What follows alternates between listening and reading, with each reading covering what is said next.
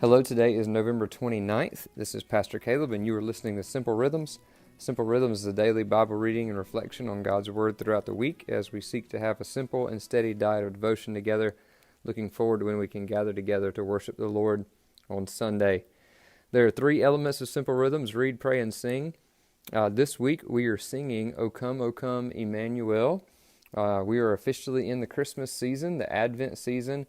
And this coming Sunday, Pastor Ben is going to be preaching through his sermon series on hymnology, taking a Christmas hymn and looking from the Bible where we get the theology from which the hymn was written.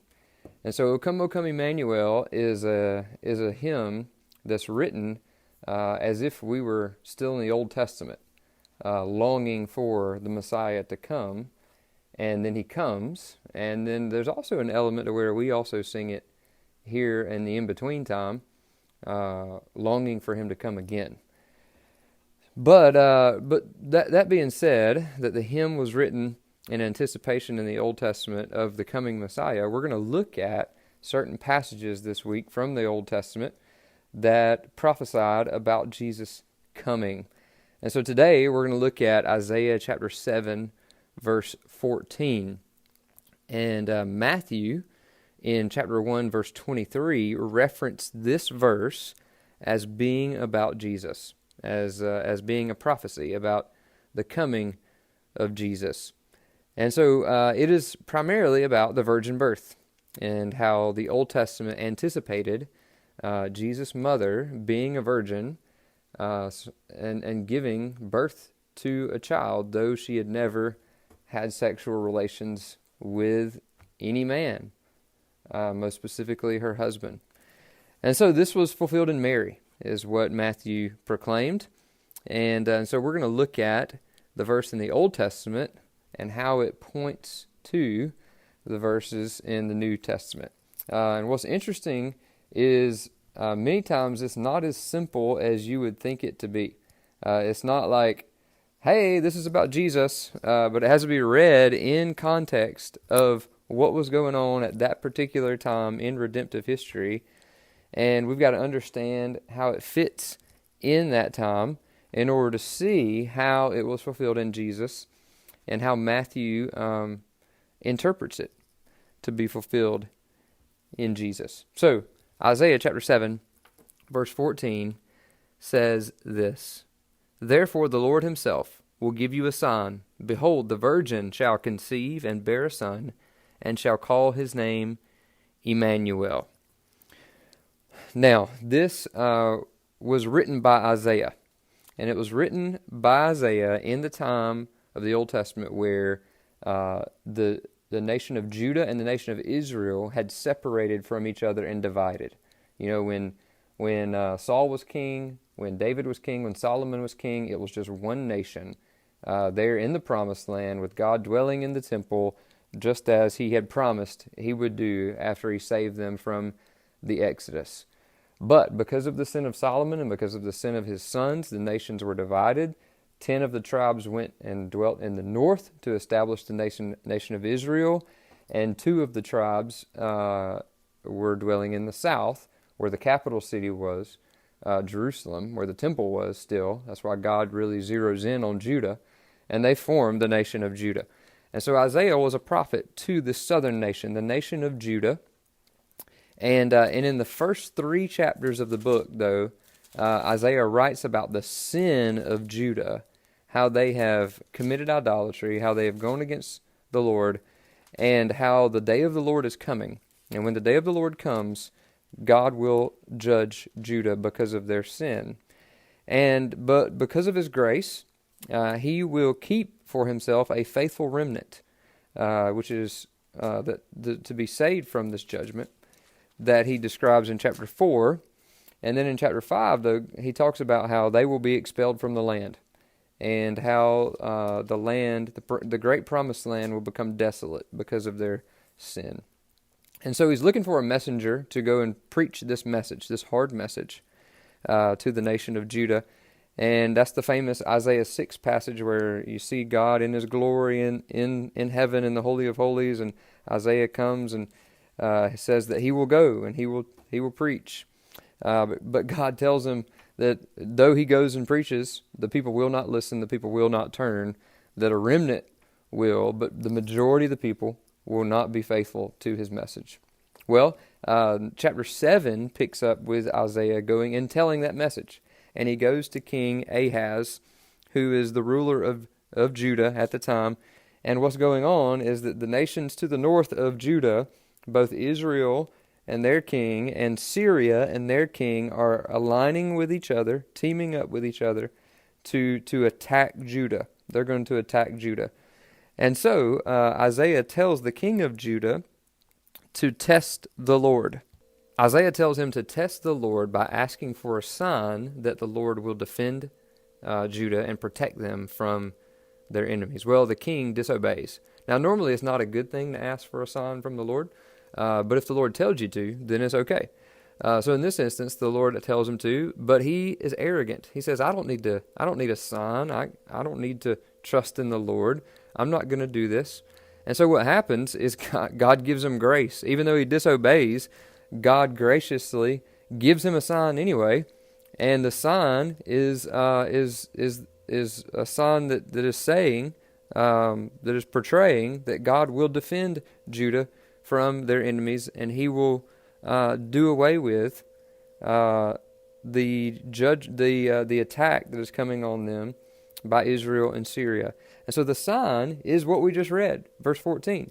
The sign is that the virgin will conceive and bear a son, and shall call his name Emmanuel. And it goes on to say that he shall eat curds and honey when he knows how to refuse evil and do good. And before the boy will refuse evil and choose to do good, the land whose two kings you dread will be deserted. In other words, God will bring judgment on them instead of allowing them to bring judgment on Judah. Now remember, they don't deserve this because we talked about their sin earlier.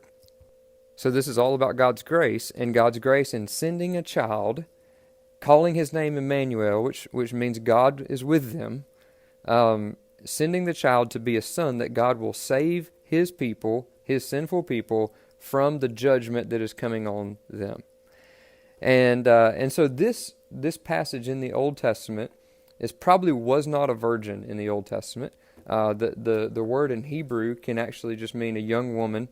And so it probably was Isaiah's wife who gave birth to Isaiah's son, because that's what it talks about in chapter 8, that it's the prophetess, that's Isaiah's wife, gave birth to a son, and he was called Emmanuel, and then it goes on to explain what happened. So this was probably directly what Isaiah 7:14 was talking about, was that Isaiah was going to have a son, and when Isaiah had that son, it would be a sign that God was going to judge Syria and Israel and give grace to Judah and not letting them come on them.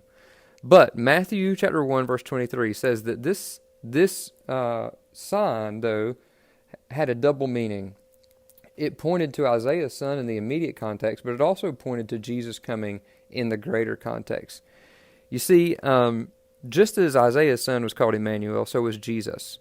And just as Isaiah's son portrayed God's presence with them in saving them from judgment, Jesus portrayed God's presence with his people, whoever would trust in him, the faithful remnant of the world who would trust in him, and he would come and actually be God in the flesh. He would actually be born of a virgin, a true virgin, and he would save his people from an even greater judgment for sin of God's eternal wrath that would be coming upon them. You see, the word here for virgin, it was translated virgin in the Septuagint, which was the Greek translation of the Old Testament, when the Old Testament was translated into Greek before Jesus was ever born. And so there was an anticipation, even by Jewish scholars, before Jesus even came, that this had a double meaning, that it was first fulfilled in Isaiah's son, but that was not the only fulfillment, that there was a greater son who was to come, and he would truly be born of a virgin, and he would truly save his people from an even greater coming judgment. And I believe that the Jewish scholars anticipated that, because when you fast forward to chapter 9 in Isaiah, there is this portrayal of another child who will be born. Another child even apart from Isaiah's son. And this child, we know, is the great Christmas passage that we read all the time every year, that he will bring contempt in the land of Zebulun and the land of Naphtali. The gospel writers picked up on this and quoted it. And the people who walk in darkness have seen a great light, and he has multiplied the nation, and they will increase. And every boot of the trampling warrior and great tumult will be rolled in blood. For us a child is born, a son is given, the government will be on his shoulders, and his name will be called Wonderful Counselor, Mighty God, Everlasting Father, Prince of Peace. And so there was already this anticipation in the book of Isaiah when he wrote it, in the Jewish scholars before Jesus came, that this next child would come as well. And Matthew is saying that this next child who was to come, that Isaiah 9 portrayed, is Jesus. And in fact, Isaiah 7, verse 14, prophesying about Isaiah's son, had a double meaning and was also pointing to a greater son who would be born, who would be this Isaiah 9 son. And he would not just be born of a woman to be a sign of God's rescue from judgment, but he would be born of a virgin woman. And this virgin woman would be Mary, and she would give birth in Bethlehem. And Jesus would not just save God's people from coming nations, but he would save them from God's wrath. And God would no longer just dwell with his people in the temple as he did in the Old Testament, but God would indeed dwell with his people in the person of Jesus Christ, Emmanuel, with them. And so this is the great wonder of Isaiah chapter 7, verse 14, and the great wonder that we get to experience now in knowing what it meant in its fulfillment in Christmas. And so we no longer have to sing, O come, Emmanuel, as they did, because Jesus has come. Isaiah 14's son, the great son, has come. But we do sing, O come, Emmanuel, as we wait on him to come again and make all things right. This has been Pastor Caleb, and you've been listening to Simple Rhythms.